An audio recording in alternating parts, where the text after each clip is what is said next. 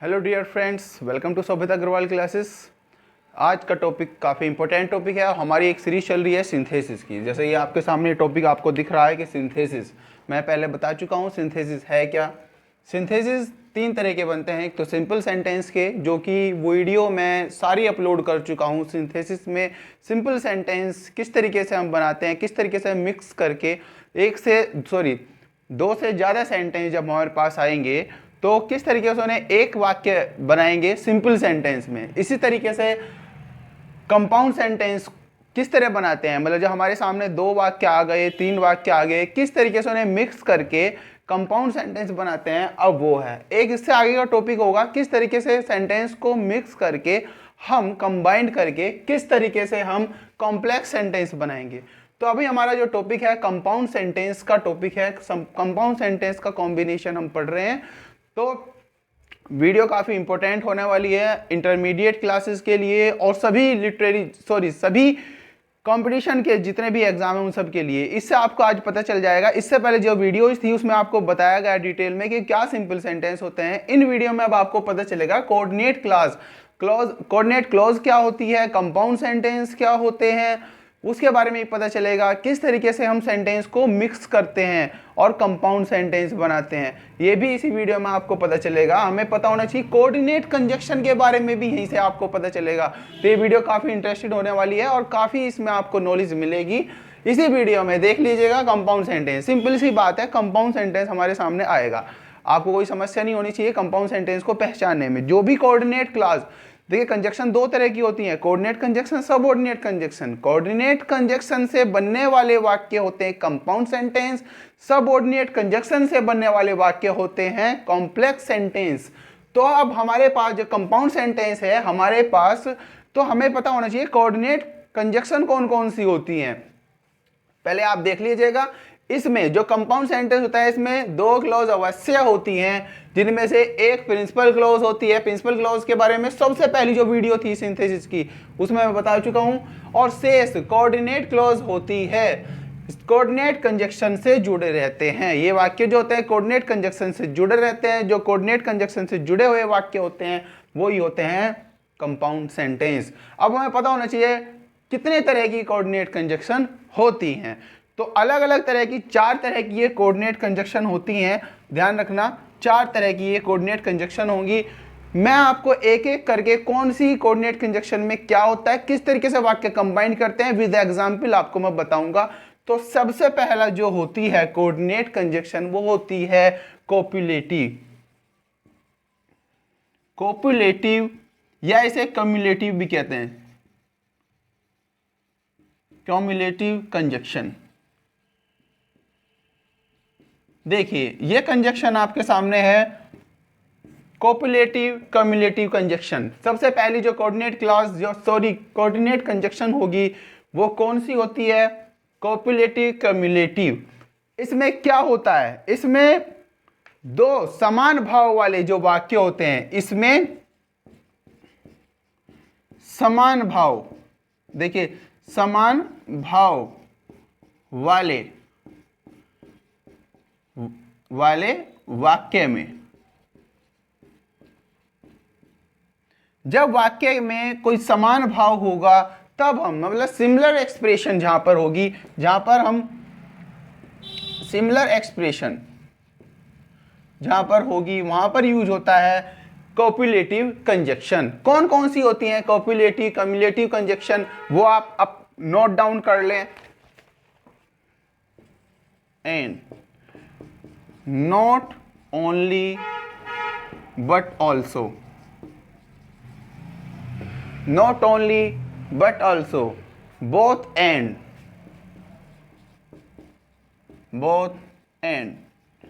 as well as, and not only but also, both and as well as। ये जो conjunction होती है ये कोपुलेटिव कंजक्शन होती है। मतलब इनसे बनने वाले वाक्य क्या होंगे, कंपाउंड सेंटेंस होंगे इनसे बनने वाले वाक्य। और ये क्या होती है, अगर कंजक्शन की बात करें ये होते हैं कोपुलेटिव कम्युलेटिव। और इनका प्रयोग तब करेंगे जब वाक्य में समान भाव हो। किस तरीके से इसका प्रयोग करके वाक्य को हम कंबाइन करेंगे और कंपाउंड बनाएंगे। एग्जाम्पल देख लीजिएगा आप,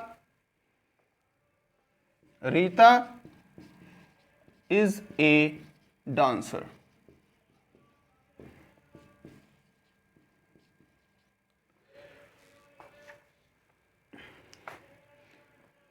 या फिर इसे रीता ना करके सी इज सिंगर टू। देखिए दोनों में सिमिलर एक्सप्रेशन है, कोई भी इसमें हमें विरोधाभास नहीं दिख रहा है, ना ही किसी का रीजन इसमें महसूस हो रहा है, सिमिलर से एक्सप्रेशन है दोनों ही वाक्य में। तो इन वाक्य को हम इनमें से कैसे भी यूज, एंड का भी यूज कर सकते हैं, नॉट ओनली बट ऑल्सो का भी यूज कर सकते हैं, बोथ एंड का भी कर सकते हैं, एज वेल एज कभी हम इसमें यूज कर सकते हैं। अब इन वाक्यों को देख लीजिएगा किस तरीके से हम कंबाइन करते हैं, ये सब आप नोट करते चलें जो भी आपको बताया गया है। तो किस तरीके से जो आपके सामने वाक्य है, एक एक कंजक्शन को इन्हीं दोनों वाक्यों में मैं यूज करके आपको बता दूंगा। Rita is a dancer, she is singer too. तो इसे वाक्य को एंड से करेंगे पहले, Rita is a dancer and a singer. इस तरह भी यूज कर लिया हमने, एंड यूज कर लिया, इन वाक्यों को ऐसे कंबाइन करें, Rita is a dancer and a singer. या ऐसे भी कह सकते हैं, रीता इज नॉट ओनली, न केवल, नॉट ओनली का मतलब होता है न केवल, रीता न केवल डांसर है, बट ऑल्सो बल्कि ए सिंगर। इस तरीके से हम ये वाक्य कैसे भी आप यूज कर सकते हैं, Rita is a dancer as well as singer, या ऐसे भी यूज कर सकते हैं, Rita is both dancer and a singer. तो इस तरीके से वाक्य आप कंबाइन कर सकते हैं, इनमें से आप किसी का भी यूज कर सकते हैं। तो जब दो समान भाव हमारे सामने आएंगे तो यूज करेंगे कॉपुलेटिव कंजक्शन का। और वाक्य क्या बना रहे हैं हम, कंपाउंड सेंटेंस। इस तरीके से वाक्य हम कंबाइन करते चलेंगे।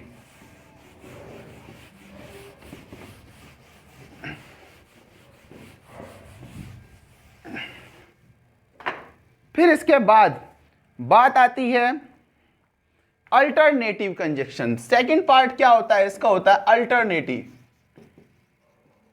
Alternative conjunction. इसका सेकंड पार्ट है कोऑर्डिनेट कंजक्शन का अल्टरनेट। जैसे कि वाक्य आपको देख ही रहा है, आपको सेंस भी समझ में आ रही है।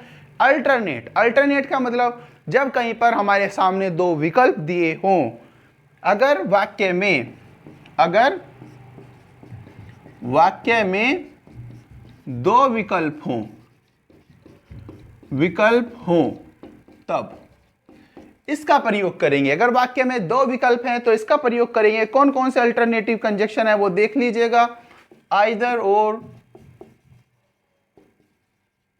नाइदर नोर, और, अदरवाइज,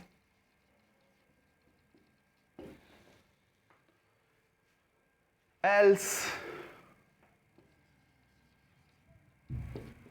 देखिए ये सामने आपके कंजक्शन है, आइदर और, नाइदर नोर, और, अदरवाइज, एल्स। ये सब रिप्लेसेबल हैं। एक बात भी ध्यान रखना, किसी का भी यूज हो सकता है। जब हमारे सामने दो विकल्प दिए हुए हों तो तब हम इन कंजक्शन का यूज करते हैं। आप एग्जाम्पल के तौर पे देख लीजिएगा,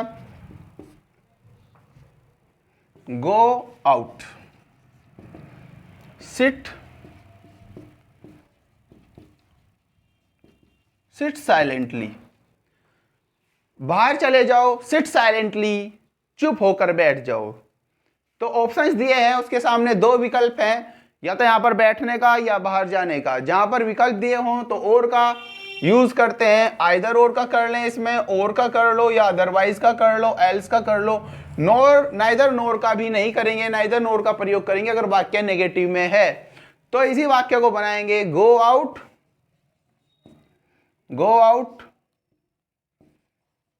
अदरवाइज, अन्यथा सिट साइलेंटली।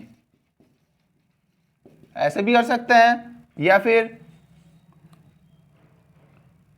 गो आउट और सिट साइलेंटली। या तो बाहर चले जाओ, गो आउट, या बाहर जाओ, या फिर अन्य, या और का मतलब या भी है सिट साइलेंटली, या चुपचाप बैठ जाओ। आइदर और का अर्थ होता है या तो, या न तो न, और का या, अदरवाइज का अन्यथा, एल्स का भी अन्यथा। इनके ये अर्थ हैं। तो आप सेंटेंस कैसे भी आप इसे यूज कर सकते हैं, मल्टीपल रूप में आप इसे यूज कर सकते हैं। देखिए कम, और एग्जाम्पल देख लें, come in time, leave the job. ये वाक्य आपके सामने है, come in time, leave the job. या तो समय में आओ, या फिर छोड़ दो, या फिर जॉब को छोड़ दो। तो इस वाक्य को कैसे करेंगे, आपके सामने है। कोई भी आप कंजक्शन इसमें से उठा सकते हैं, कैसे भी। आइदर और का ही यूज करके देख लेते हैं। आइदर या तो कम इन टाइम, या तो समय में आओ, या लीव द जॉब। या तो समय में आओ या फिर जॉब को छोड़ दो। या तो या, इसका अर्थ क्या हुआ, या तो या। इस वाक्य को और तरीके से भी यूज कर सकते हैं, कम इन टाइम और, या फिर leave the job. Come in time, otherwise leave the job. Come in time, else leave the job. तो इस तरीके से आप वाक्य यहां पर ऐसे यूज कर सकते हैं। आई होप यहां तक कॉन्सेप्ट जो है क्लियर हो गई होगी। अब मैं आपको बताऊंगा नाइदर नोर का कहां हम यूज करते हैं।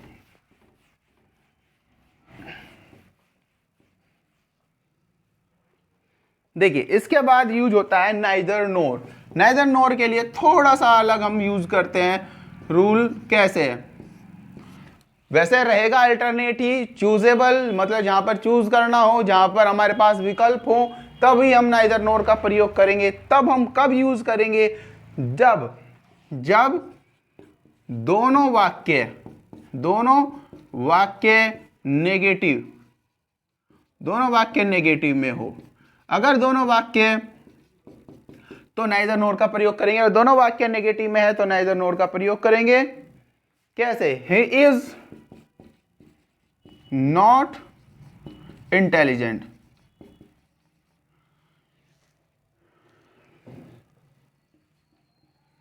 he is not intelligent, he is not smart। देखिए वाक्य आपके सामने है, दोनों वाक्य नेगेटिव में आपके सामने है। तो वाक्य की सेंस ना तो ना यूज हो रहा है कि वह न तो इंटेलिजेंट है, ही इज नॉट, वह न तो इंटेलिजेंट है और ना ही स्मार्ट है। तो क्या करेंगे, he is neither, he is neither, he is neither. फिर यहां पर इसे यूज कर लेंगे इंटेलिजेंट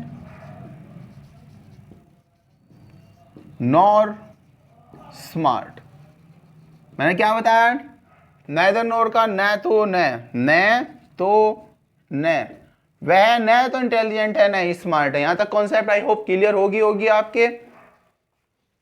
तो नेक्स्ट पार्ट देखते हैं, कौन सी कंजक्शन है इसके बाद है नंबर 3। इसमें 4 पार्ट मैंने आपको बताए हैं, अलग अलग तरीके से आपको मैं बता रहा हूं किस तरीके से आपको यूज करने हैं। नंबर 3,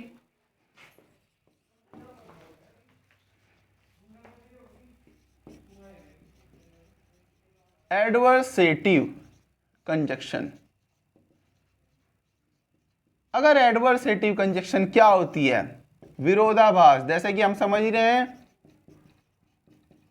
जहां पर विरोधाभास हो, जिस भी वाक्य में विरोधाभास होगा, अगर हमारे सामने 2 अपोजिट स्टेटमेंट दिए हैं, मतलब जहां पर 2 विरोधाभासी या अपोजिट स्टेटमेंट, जहां पर 2 विरोधाभासी वाक्य हों, तब इसका हम प्रयोग करेंगे किस तरीके से। पहला में यही पता होना चाहिए एडवर्सेटिव कंजक्शन कौन कौन सी होती हैं, वे लिख लीजिएगा। बट, यट, नेवरदलेस,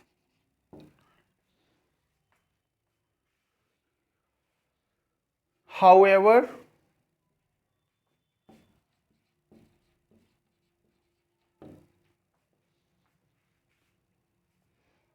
while, कई सारी हैं इसमें आप, मगर आप एक कोई भी दिमाग में रख लें, बट ही याद रख लियो बस। इस बात का सबसे अच्छा तरीका आपके लिए है कि आप बट याद रख लें या फिर यट याद रख लें। इन दोनों में से आप कोई भी याद रख लें, लेकिन फिर भी मैं आपको बता रहा हूं, ये आपको माइंड में रखनी चाहिए जो मैं आपको बता रहा हूं। Indeed but, where as,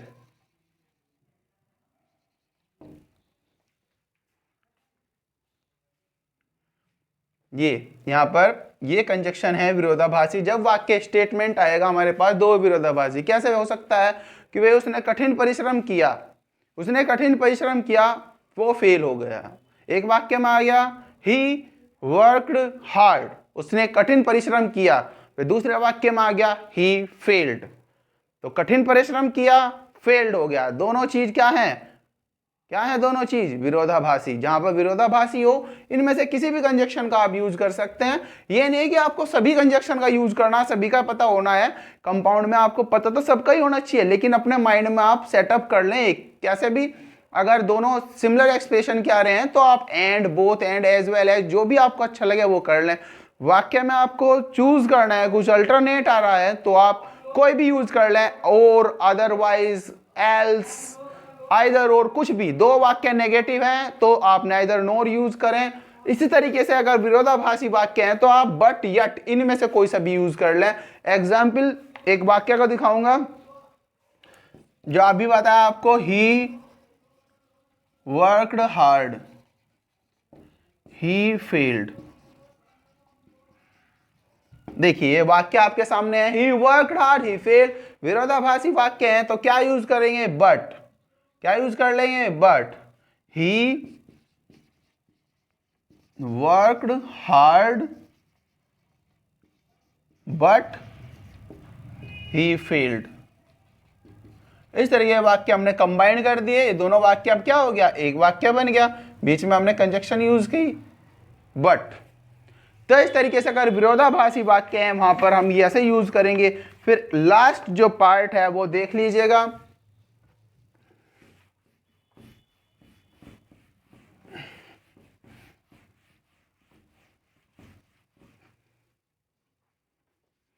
इलिएटिव conjunction. इलिएटिव conjunction, इलिएटिव conjunction, जहां पर इलिएटिव कंजक्शन का कहां पर प्रयोग करेंगे, यह होता है परिणाम सूचक। परिणाम, जहां पर परिणाम दिया गया हो, परिणाम किसी कार्य को करने से कुछ चीज मिली हो, वहां पर इलिएटिव कंजक्शन। जैसे ही वर्क हार्ड, जैसे वो अभी एडवर्सेटिव था, विरोधाभासी था, यहां पर परिणाम, he work hard, he top the class, उसने कठिन परिश्रम किया, क्लास को उसने टॉप किया। तो क्या कठिन परिश्रम करने के बाद उसने टॉप किया, मतलब कि उसे परिणाम मिला। जहां पर हम किसी चीज को करने से हमें रिजल्ट मिलेगा वहां पर यूज होता है इलिएटिव कंजक्शन। कौन कौन सी इलिएटिव कंजक्शन होती हैं याद रखना, सो, हैंस, कोई भी यूज कर सकते हैं, देयरफॉर, सो, हैंस, देयरफॉर और फॉर, ये आपके माइंड में हमेशा रहनी चाहिए। सो, हैंस, देयरफॉर, फॉर, ये आपके सामने कंजक्शन है चार, कोई से भी आप यूज कर सकते हैं। ऐसा नहीं कि आपको चारों ही रटनी है, समझना है आपको, एक दिमाग में रख लेना, इजी हो जाएगा आपके लिए वाक्य को कंबाइन करना, सिंथेसिस करना। एक वाक्य देखेंगे, he did not work hard, he did not work hard, he failed. देखिए, he did not work hard, he failed, तो उसने कठिन परिश्रम नहीं किया और वो फेल हो गया, तो परिणाम मिला। क्या परिणाम, कठिन परिश्रम ना करने का उसे परिणाम मिला। तो क्या यूज कर लेंगे हम, इसमें से कुछ भी यूज कर लेंगे। he did not work hard, so, इसीलिए, इसका मतलब, इन सब का मतलब यही है, बस ये मान के चलें, इसीलिए, इसीलिए क्या है, इसीलिए, सो, इसीलिए ही फेल्ड। देखिए आप, आई होप कॉन्सेप्ट ये क्लियर होगी आपके। इसी तरह आपके जो कंपाउंड सेंटेंस हैं वो भी कंप्लीट हो गए हैं। आप समझ गए होंगे कि कंपाउंड सेंटेंस होते क्या हैं, किस तरीके से हम कंपाउंड सेंटेंस को यूज करके हम किस तरीके से वाक्य को कंबाइन कर सकते हैं कंपाउंड सेंटेंस में, ये भी आप समझ गए होंगे। तो कॉन्सेप्ट यहाँ पर क्लियर होगी। कोऑर्डिनेट कंजक्शन का भी आपको पता चल गया होगा, क्या कंपाउंड सेंटेंस होते हैं इस वाक्य से, आपको ये भी इस वीडियो से आपको ये भी पता चला होगा।